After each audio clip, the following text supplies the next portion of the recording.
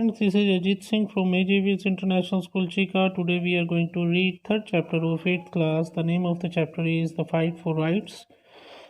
इस चैप्टर में हम उन अमेरिकन्स के बारे में बात करेंगे जिनके साथ यूएसए में काफ़ी भेदभाव किया जाता था। उनको वो अधिकार नहीं थे जो वहाँ के नेटिव अमेरिकन्स को थे। उनके साथ इक्वलिटी का व्यवहार नहीं किया जाता था। Let us read the lesson.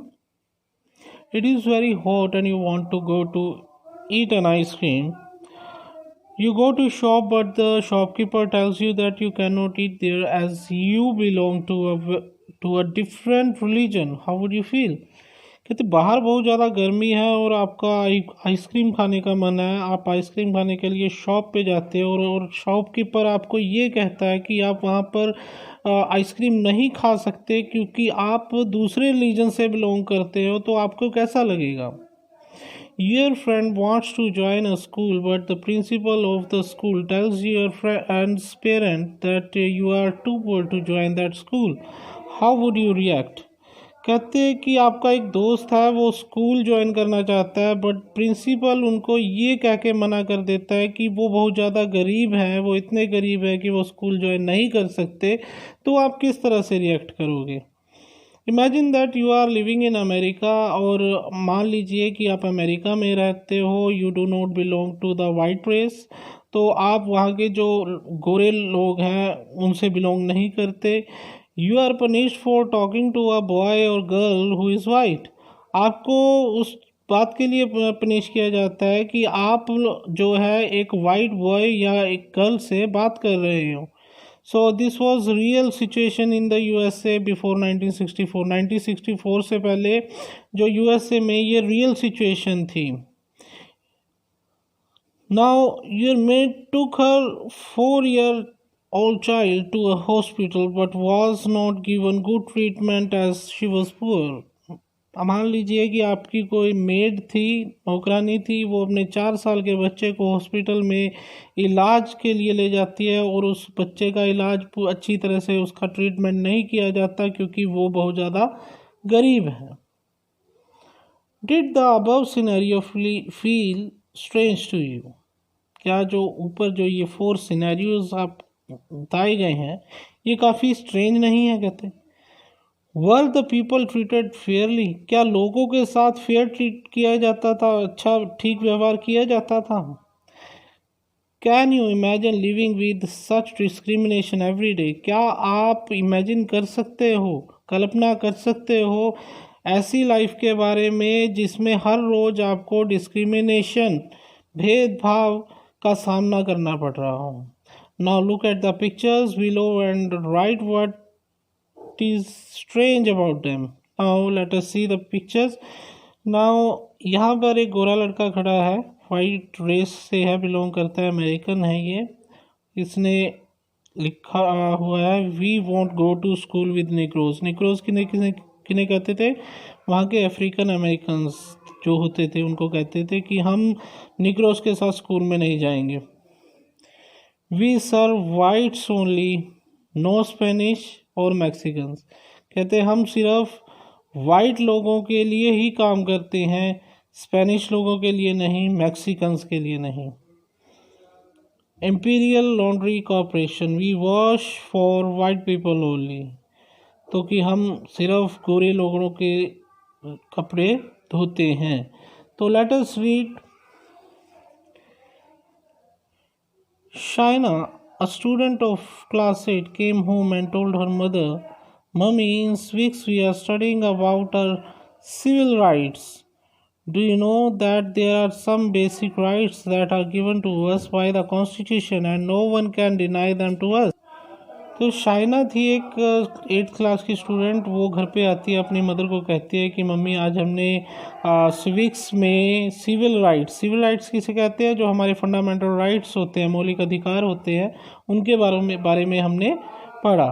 Do you know that there are some basic rights that are given to us by the constitution and no one can deny them to us. तो अपनी mother को कहती है कि क्या आप जानते हो कि हमारे जो कॉन्स्टिट्यूशन है, हमारा जो संविधान है, कॉन्स्टिट्यूशन का मतलब होता है संविधान, संविधान ने हमको कुछ बेसिक राइट्स दिए हैं, कुछ बेसिक अधिकार दिए हैं और उसको हमें कोई भी हमसे छीन नहीं सकता। Smiling at her daughter the mother replied, अपने डॉटर की ओर स्माइल करते हुए मदर ने आंसर दिया, यस आई नो, कहती हाँ मैं जानती हूँ, these rights mean that we can go to any school that we like और go anywhere without being discriminated against among other things, no one can tell us that we can do them. तो कहते हाँ मैं जानती हूँ कि इन rights का मतलब है, इन अधिकारों का मतलब कि हम जिस स्कूल में चाहें वहाँ पे हम पढ़ सकते हैं, हम कहीं भी जा सकते हैं बिना किसी भेदभाव के। No one can tell us that we can do them, और ना ही में कोई कह सकता है कि हम ये काम नहीं कर सकते। A little confuse Shaina ask, Shaina कुछ कन्फ्यूज हुई और उसने पूछा, but how can we be denied the rights to live freely and why would you any one want to do that. कहते कि उसके मन में क्वेश्चन आता है कि वो पूछती है कि हमें आज़ादी से जीने से कौन रोकने से मना कर सकता है, कौन मना कर सकता है, और and why would any one want to do this, और कोई ऐसा क्यों करना चाहेगा। The mother smiled and said, it is a little hard to imagine. Mother ने स्माइल किया और कहा, it's a little hard to imagine, कहते कि इमेजिन करना, इसकी कल्पना करना काफ़ी मुश्किल होगा, बट इन साउदर्न स्टेट, पर जो साउदर्न स्टेट था यूएसए में, southern state in USA till the 1960s, जो 1960s में African American could not even drink from the same water fountain as the whites. जो अफ्रीकन्स थे, अमेरिकन्स जो थे, वो वहाँ से पानी भी नहीं पी सकते थे 1960 से पहले ही। साउदर्न स्टेट के यूएसए का साउदर्न स्टेट था, और वहाँ पे जो अफ्रीकन अमेरिकन्स जो थे, जो कि उनका स्किन कलर ब्लैक था, वो वहाँ पे पानी भी नहीं पी सकते जहाँ पर वहाँ के वाइट लोग पीते थे। जो गोरे लोग जो थे, जहाँ से वो पानी पीते, वहाँ पे वो पानी भी नहीं पी सकते थे। They simply couldn't live as freely as the whites. जिस तरह से गोरे लोग जो थे वो आज़ादी से जीते थे, वो नहीं जी सकते थे। अफ्रीकन अमेरिकन जो थे वो नहीं जी सकते थे freely. How is that possible, asked the shocked Shaina. तो कि ये संभव कैसे हो सकता है, उसने शाइना ने काफ़ी हैरान होकर उसने पूछी ये बात। It's a long story, I tell you a bit of it. कहती है काफ़ी लंबी कहानी है, तो मैं इसका थोड़ा सा पार्ट ही बताऊंगी। कहती, but you will have to find out more yourself, पर तुम्हें इसके बारे में और ज़्यादा ढूंढना पड़ेगा, पढ़ना पड़ेगा। You see, from the 1500s to the 1700s, Africans were brought to Americas as slave। और 1500 और से 1700 के बीच में जो अफ्रीकन्स जो थे, अमेरिका में उनको दास बनाकर लाया गया। They were forced to work on the plantation और एज सर्वेंट, उनको प्लांटेशन खेती बाड़ी के काम में और नौकर सर्वेंट के रूप में काम करना पड़ता था, करने के लिए उनको मजबूर किया गया। And were not given any money in return, और इनके बदले में उनको पैसा नहीं दिया जाता था। दे हैड नो राइट्स, उनको कोई अधिकार नहीं थे। They were specially used as labourers in the southern states of USA where agriculture was more important. तो ये इनको लेबरर जो थे, मज़दूरों के रूप में इनको यूज़ किया जाता था, स्पेशली यूएसए के साउदर्न स्टेट में, जहाँ पर जो खेती बाड़ी थी वो काफ़ी इम्पोर्टेंट थी, महत्वपूर्ण थी। They were treated as personal property. इन स्लैब्स को, इन अफ्रीकन अमेरिकन्स को जिनको स्लैब बनाकर लेकर आया जाता था, इनको पर्सनल प्रॉपर्टी के रूप में समझा जाता था। The children of the slaves were also passed on as slaves of the owners। तो जो स्लेव्स के बच्चे होते थे, जो स्लेव का ओनर होता था, उनके बच्चे भी दास होते थे। But things changed in the 1960s। पर ये जो थी काफ़ी चीज़ें जो चेंज हुई 1860s में. There was a civil war between the north and the south of the country. तो गृह युद्ध हो गया, सिविल वॉर हो गई नॉर्थ और साउथ पार्ट में कंट्री के. The north came out as the winner and President Abraham Lincoln abolished slavery in 1863. तो नॉर्थ जो था वो विनर हुआ, कंट्री का जो नॉर्थ पार्ट था वो विनर हुआ, और उसके प्रेसिडेंट कौन बने? Abraham Lincoln.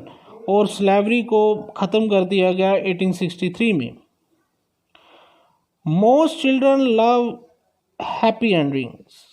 ज़्यादातर जो बच्चे हैं वो हैप्पी एंडिंग्स चाहते हैं कि अंत सब भला हो. For life looks fairer and more pleasant to them than it does to grown ups. क्योंकि जो ग्रोन अप्स होते हैं उनकी बजाय जो बच्चे होते हैं उनको आगे जो लाइफ है काफ़ी फेयर लगती है, काफ़ी खुशी वाली लगती है. Satisfied at what she believed to be happy endings. क्योंकि जो शाइना थी वो सेटिस्फाई लग रही थी कि संतुष्ट हो गई, क्योंकि जो जो एंडिंग थी वो हैप्पी हुई. उसको ये लगा कि 1863 में जो स्लेवरी थी वो ख़त्म हो गई और जो सभी खुशी खुशी रहने लग गए. शाइना सेड, तो शाइना ने कहा, So, the whites and the Africans, Americans live equally. That's good. कहते हैं तो ठीक है. कहते जो गोरे जो लोग थे और अफ्रीकन अमेरिकन जो थे वहाँ के वो इक्वली रहे, उनको बराबर रहे, तो ये अच्छी बात हुई. कहते द मदर रिप्लाइड, मदर ने आंसर किया, but Shaina this was not the end of it. कहते इसका भी ये अंत नहीं था. You see, the whites in the southern state were forced to accept this proclamation that abolished slavery. तो जो whites थे साउदर्न स्टेट के, उनको फोर्स किया गया ये प्रोक्लेमेशन, ये जो घोषणा थी, इसको एक्सेप्ट करने के लिए इनको फोर्स किया गया कि स्लेवरी को ख़त्म करने के लिए, दास प्रथा को ख़त्म करने के लिए जो साउदर्न स्टेट के जो गोरे लोग थे उनको फोर्स किया गया कि स्लेवरी को ख़त्म किया जाए. However they didn't approve it, पर उन्होंने इनको नहीं माना. Treating the African American equally would mean that they would have to share wealth, power and control with people who were formerly slaves. तो उनके लिए जो अफ्रीकन अमेरिकन से इक्वली ट्रीट करने का मतलब ये था कि जो लोग पहले उनके गुलाम थे उनके साथ उनको अपना वेल्थ, अपने जो धन दौलत थी, अपनी पावर थी, लोगों पर जो कंट्रोल था, वहाँ पे गवर्नमेंट का कंट्रोल था, उनके साथ उनको शेयर करना था जो पहले उनके स्लेव थे. So once the Southerners became strong again after the war, they started passing the Jim Crow laws. Jim Crow laws क्या था बेटा? ये Jim Crow law एक रेशियल सिग्रीगेशन था लॉ. सिग्रीगेशन के बारे में आपको बाद में बताएंगे. enacted between 1876 and 1965 in the United States at the state and local levels. They discriminated the African Americans from the white in using public facility. तो segregation क्या था कि जो वहाँ के white लोग थे उनको वो अलग उनके लिए थी, जो जैसे उनके लिए जो वाइट लोग थे उनके लिए जो सिनेमा हॉल्स थे वो अलग थे, थिएटर्स अलग थे, शॉपिंग मॉल्स अलग थे, होटल्स अलग थे. तो वहाँ पर जो अफ्रीकन अमेरिकन्स को जाने की परमिशन नहीं थी, तो दैट वाज कॉल्ड सिग्रीगेशन. तो जो साउदर्न जो दोबारा से जो साउदर्न जो थे वो दोबारा से काफ़ी स्ट्रोंग हो गए, इसलिए उन्होंने जो जिम क्रो लॉ को, जो कि 1876 और 1965 के बीच में पास हुआ था, उसको इन्होंने फॉलो किया। According to these laws, the African Americans were treated on a separate but equal basis. तो इस लॉ के अकॉर्डिंग जो अफ्रीकन अमेरिकन थे, इनको अलग बट इक्वल बेसिस पे ट्रीट किया जाएगा। मतलब इनके लिए स्कूल अलग होंगे, इनके लिए होटल्स अलग होंगे, राइट, इनके लिए हॉस्पिटल्स अलग होंगे। तो इस बेस पे इनको ट्रीट करने लग गए। What do you mean separate but equal basis? आज शाइना। तो इसका मतलब क्या है, कहते सेपरेट बट इक्वल बेसिस का। For example, African Americans could go to school but not to the same one as the whites। मतलब कि जो अफ्रीकन अमेरिकन स्कूल में जा सकते थे पर उस स्कूल में नहीं जहाँ पर वाइट पढ़ते थे। There were separate school for the African Americans. African Americans के लिए अलग से स्कूल थे। And there provision were not good. उनके जो प्रोविजंस जो थे वो अच्छे नहीं थे। They read from hand me down. Hand me down का मतलब होता है, हैंड मी डाउन बुक्स का मतलब होता है जो यूज़ की हुई बुक्स होती हैं, used book. Hand me down का मतलब होता है used books.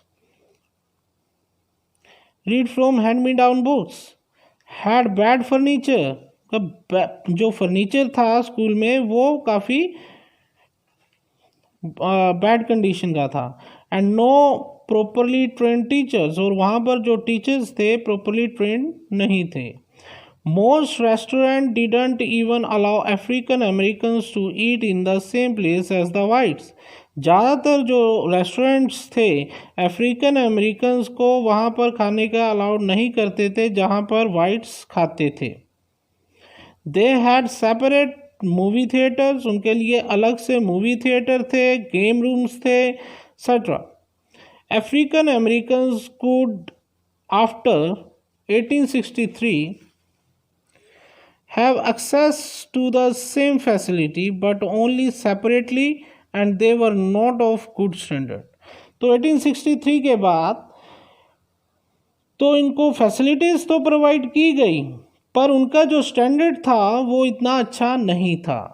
This separation of people on the basis of skin colour और any other factor is known as segregation. तो ये जो सेपरेशन थी बेसिस ऑफ उनके स्किन कलर के बेसिस पे जो सेपरेशन थी वाइट और ब्लैक्स के बीच में, तो इस फैक्टर को क्या कहा गया? सीग्रीगेशन कहा गया। Completely shocked, Shaina asked, but this is not the case now, so what changed? तो but this is not the case now, so what change? क्या बदला, क्या चेंज क्या हुई? सो नेक्स्ट एक्सप्लेनेशन बेटा आपको नेक्स्ट वीडियो में सेंड कर दी जाएगी। Thank you, have a nice day.